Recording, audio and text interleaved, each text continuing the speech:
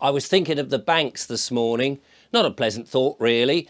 But I was noticing that many of the banks recently seem to be going to the wall, don't they? They seem to be imploding like the pillars of Hercules, just collapsing all around us.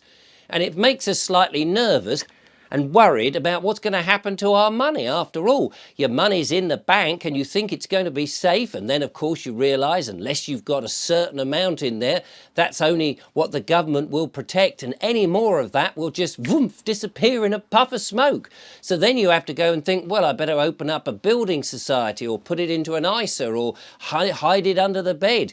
But yeah, you try getting your money out of the bank. You know what that's like. Oh, excuse me, I'd like to take some money out of my bank. Oh, yes, sir. How much would you like to take? Well, I don't know, about a couple of grand, maybe 5. Just, keep in a hidden place. Well, what are you going to spend it on? Well, I haven't really made up my mind. I just want to protect myself. Are you sure that nobody else has asked you to take the money out of the bank? No, I just want to take the money out of the bank. After all, no disrespect to you, Tiller, it is actually my money. Oh, I'm ever so sorry, sir. Didn't you read the terms and conditions? It's actually our money. Only we're allowed to let you have it back. And this is something that a lot of people don't seem to realise, that when you put the money in the bank, it automatically becomes their money. Now, we know that the banks can just magic money out of thin air when somebody wants a mortgage or wants to borrow some money, and they go, yes, how much would you like? Well, I'd like £10,000, please. Yes, let's have a look. We got £10,000? No, not really. Well, we'll just pretend we've got it. There we are, there's £10,000. And we know what kind of a scam all of that is. But when it's your money and you've worked hard for it, it's shoved in the bank and then they won't let you have it, or you've got to go through the 3rd degree. What are you going to spend on the money? You must tell me. Sorry about the naff German accent there. But it is irritating, is it not? And of course, if everything's going to collapse and then the Bank of England goes, oh, don't worry, ladies and gentlemen, don't worry. We've got, of course, the digital pound, which all sounds very nice and fluffy. If anything, digital can actually be fluffy. But we know that this is just part of the central bank digital currency, a programmed money in which wherever you go at any time of the day and night, when you want to buy something, somebody else with headphones and big goggle glasses is going, I'm not sure we'll let him have that. Or maybe if you've been a very good boy and not said anything on social media that anybody else will disagree with, or you've not made a sort of trans comment accidentally, or you've misappropriated your pronouns. By the way, I don't use pronouns. I use verbs and adjectives and nouns. It seems to me to be a much better way.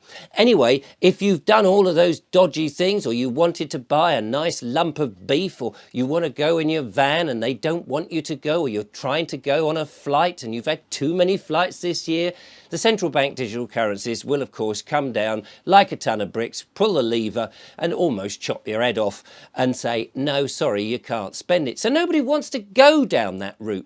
I don't know anybody who wants central bank digital currency, and yet the government, the kind, benevolent and very nice government that seems to not take the blind bit of notice what the public actually want and just has their own fixed agenda, is just pushing this down on everybody else instead of trying to develop another type of currency or money that would be quite useful. Now, it's interesting because my friend Brian got in touch and he sent me this little clipping from the local newspaper, which I thought was quite interesting. It says here, tradesmen's tokens to go on auction. Now, these tokens from the old tradesmen, which had all sorts of things on them, were produced in the 1790s. Now, I know that's a long time ago, and they're now being sold, but I just wanted to read this little bit out because I thought this was quite interesting, because in the 1790s, there was no official small copper change in the country. Copper, you see, had become very expensive. Britain was at war with France and the price of copper had risen. So there we go, causing a real problem for all the copper coins. They just disappeared. This caused tremendous hardship, of course, for these small merchants and the shopkeepers, as you can imagine. Any unofficial production of coin of the realm would be seen as forgery, as I'm sure it is today, and punishable then, and I don't know if this is still true, by hanging. Eventually, a Welsh mining company hit upon the idea of turning its copper straight into pennies and halfpennies and calling them tokens redeemable in official coin, thus avoiding forgery. Now, I don't know how that shenanigans work, but it sounds like a great idea. And as they were the correct weight, no one bothered in the space of a year. Merchants in every town of England started issuing their own token pence. And so it talks about the various things that were going on the token pence and all that. There's a picture of Queen Elizabeth I on there. Anyway, the point is this solved the lack of small change in the 1790s and lasted for 10 years until the government got its act together after the war and issued the official copper coins. So it's interesting that they could manage to do it when there was a banking problem, or at least a minting problem with the resources of money back then. And I'm sure that that could happen again, because the banks do seem to be in a right old pickle. One of my correspondents got in touch with me and he said, my bank, and he did tell me, and I think it was the TSB, but I can't be sure. He said for some reason, unknown reason, they blocked his account just like that, so he couldn't access his money. And when you questioned it, they said, oh, well, it's our right. It's in our terms and conditions to be able to block your money. And you think to yourself, hang on a minute, what kind of a world is it where you can have my money, it no longer belongs to me, and then you, at the whim of your own decisions, be able to give it back to me? Anyway, he had correspondence going forwards and back, and they seem to be the most unhelpful bank going. Of course, it may be just a specific case, but he wrote to me and there was yards and yards of this story of all their points, and they were just trying to fob him off at every road. Seemed very unfair, if you ask me. Anyway, however, I don't know the full details of it, but that is just one example. Other people have told me, for example, that their tap and go cards, you know, these sort of newfangled way of doing it, he could only use his tap and go 3 times, but if he had his code and his PIN number, he could use it. So it's all very complicated. But here's the thing that really irks me. For example, I earn a little bit of money from YouTube. You might earn money from your employer. These days, your employer doesn't put your money in hard cash into a little brown envelope like they used to in the old days and hand it to you so that you can immediately spend your money however you damn well like. Whether that's going down to the pub, as many of the old workers from the mills used to do, and have a few beers on the way home, and giving a little bit of money to the old wife for housekeeping. These days it's paid straight into the bank.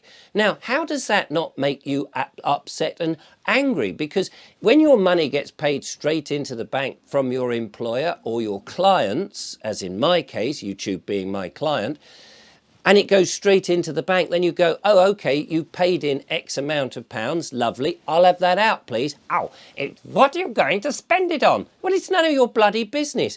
I have to put it into the bank because that's the only way they'll pay me. I want it out. Well, you can't have it. And it's this fight with the bank. I want my sodding money. Give it to me. No, you won't have it. It's ours.